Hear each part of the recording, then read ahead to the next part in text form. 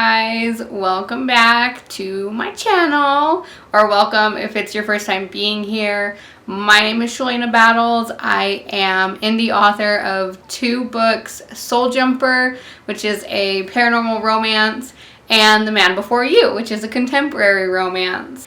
The Man Before You and Soul Jumper are available on all platforms. If you've read them, please consider leaving an Amazon review.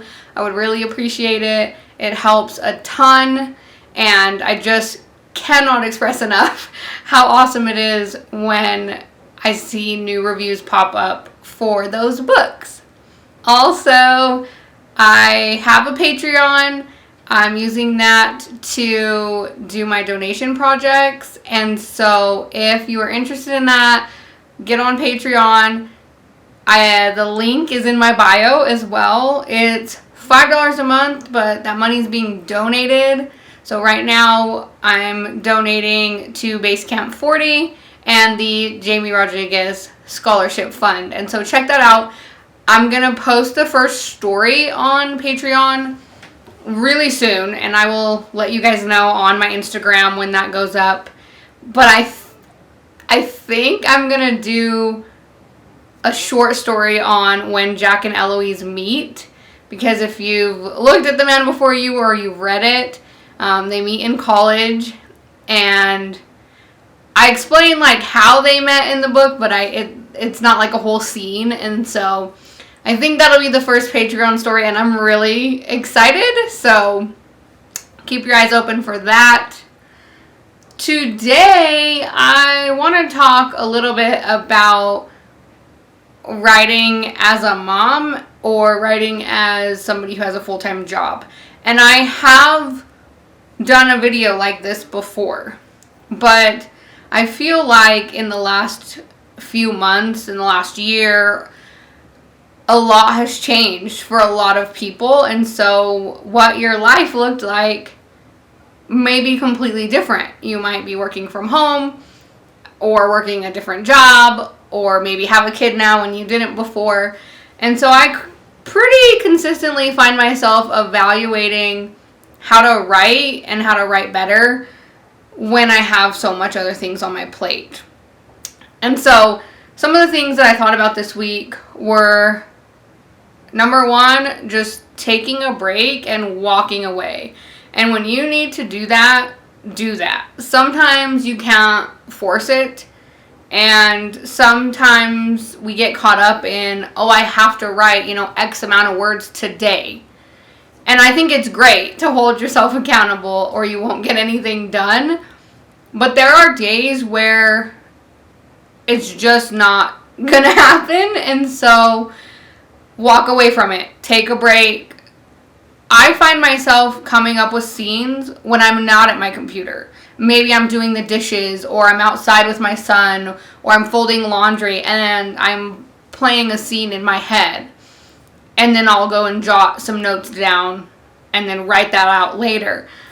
So give your brain a break because sometimes really cool scenes or characters or ideas will come to you when you're not working.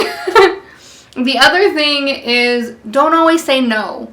This is a big one for moms, because I can't speak for all moms who are also writers, but for me, when I'm writing something and I'm really into it and I've got a good flow going, that's when my son is like, come and play with me.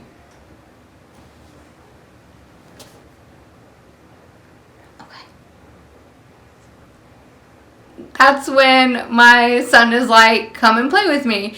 And so I have started being very conscious of how often I tell him just a minute because I feel like that comes out of my mouth a lot and I don't want it to. And so find those moments where you can say yes.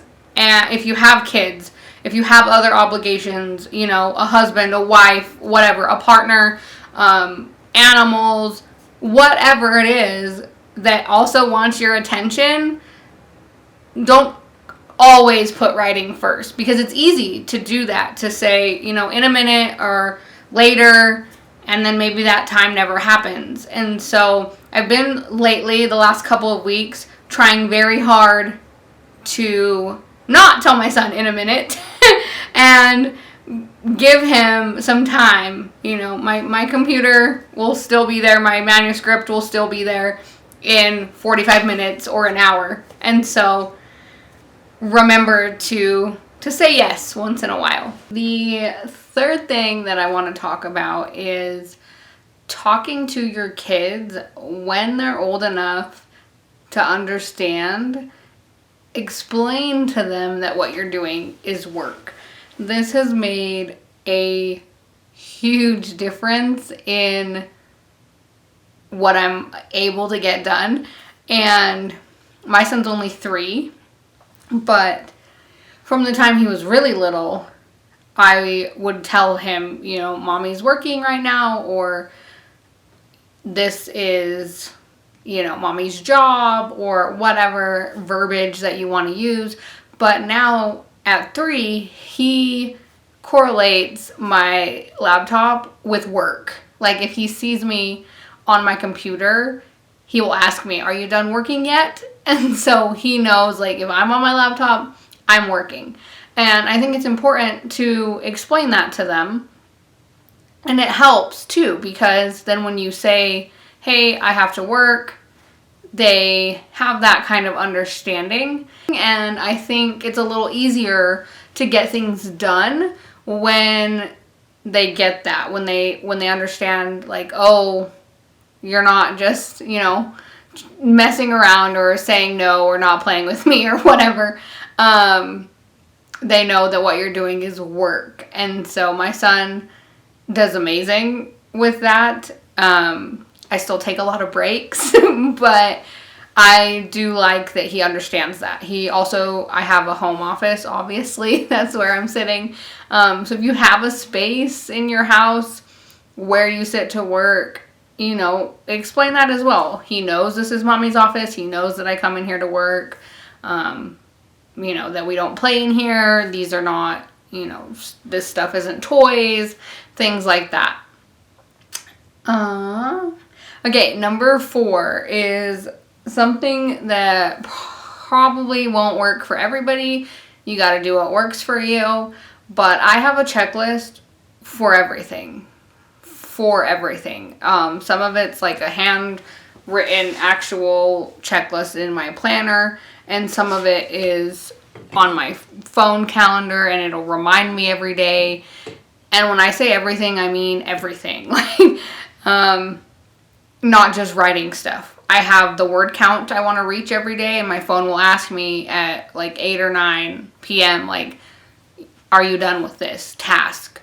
I have it for, you know, drinking water. I have it for that day if I know I want to do a little laundry or whatever. So I definitely am on the end of, like, I'm an over planner, which is funny because I don't write that way at all. But when it comes to, like, my day to day, I need something to keep me on task. And so I'm very task oriented and very deadline oriented. So find that out about yourself and see how you work best. Think about jobs that you've held. For me, I was a teacher, and so everything is very scheduled. I had due dates for my lesson plans. I had, you know, a certain time when attendance was supposed to be in. We had, you know, specific times during the day when we were doing certain things. And so I needed a way to have that now that I'm writing full-time at home. Because if I have no deadline or no reminder, I'm too all over the place. And so also if you're writing, you know, as a mom or with a job or with ADHD, which I have, you need a way to keep your brain on task. And so figure out what that is for you. For me, it's having a visual reminder of what I need to get done. And so perfect example is this past weekend I had go to this event in Quebec. On my planner, I had finished the backyard, so I wanted to sweep my back porch and things like that, clean out our chickens, put up my paperweights, and then I had my word count for that day. I will put on there when and what I want to post on social media.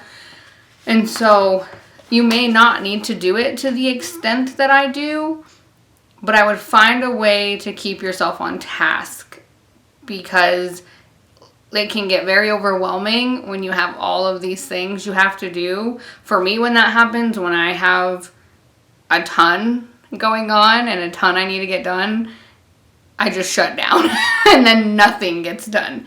And so I really do need that structure. And when you are an indie author, you are your own boss, and so you have to give yourself that structure.